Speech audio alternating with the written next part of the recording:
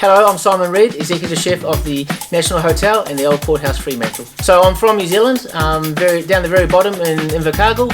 Very cold, windy and wet, so I spent lots of time inside cooking with my mum, and I started my cooking career down there, and then I moved to Christchurch when I was about 21. And I worked in Malaysia for a year at a fairly large hotel in Miri, which was in Sarawak, and then from there I got transferred through the same company into Darwin, where we opened up a new restaurant. And I worked in Darwin for a year, and then I got an opportunity to go to Ayers Rock. I worked for Voyages, and I worked at the 5-star hotel there called Sails in the Desert, and I ran the fine dining restaurant in Voyages.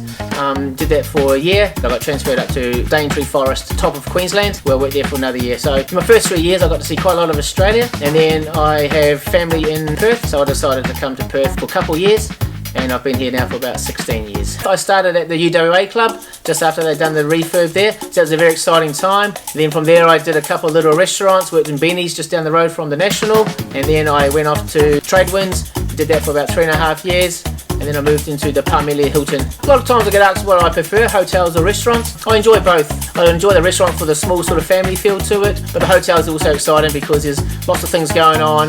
You've got functions in one room, you've got fine dining down the road, and you've got a bistro option as well. So there's always lots of things to learn, lots of people to talk to, and lots of things to see. So I started here in the National in April, just after COVID, and we were opening up again. I'm very excited with the building. It had the 3 floors. So it's got the 3 different options of the restaurant, the downstairs bistro area, and obviously the rooftop.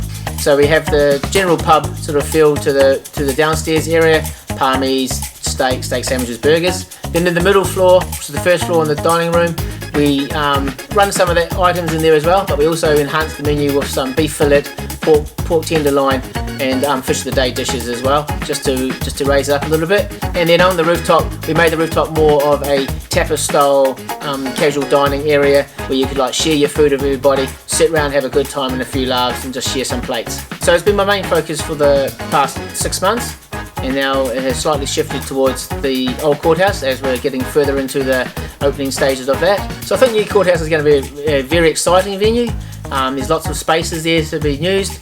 We have a lovely large inside room which we can sit about 150 people for a sit-down dinner. It's got lovely high ceilings and has a lot of the old traditional feel of the courthouse. The building being built back in the late 1800s, it has lots of beautiful features to it, and we're trying to enhance those and keep the traditions alive there. We'll be looking at doing more of a tapas feel to the menu, and we also have a 36 chicken rotisserie in the kitchen. So the other key space will be a bar area with some seating available as well, and there'll be an open fireplace. We'll try to do some high teas in there, look at a bit more of a wine feel to it. So when you step out onto the glass covered deck, you'll be able to enjoy the bar area there, have a sit down, have some food from the menu. But you can also go out through the bifold doors where you will step out onto a deck area and then walk out onto the paved area or the grass area under the trees. So on the grass area, we're looking at having obviously platter options, but also doing a small picnic basket where you'll get a rug, a bottle of wine, a half roasted chicken or roasted chicken, and you can sit down there with your friends and family and have like a little mini picnic with the kids. And I'm excited to be part of the long table dinner where hopefully we as a community can give a little bit back. And I'll be preparing barramundi served on a caponata with crisp potato and crisp pancetta. This year I have had some great support from Culinary Seafoods, who have supplied me with all my barramundi, and Pisano, who have supplied me with all my fruit and veg. And it's been a real pleasure to be able to help out St. Pat's and keep them strong for the future.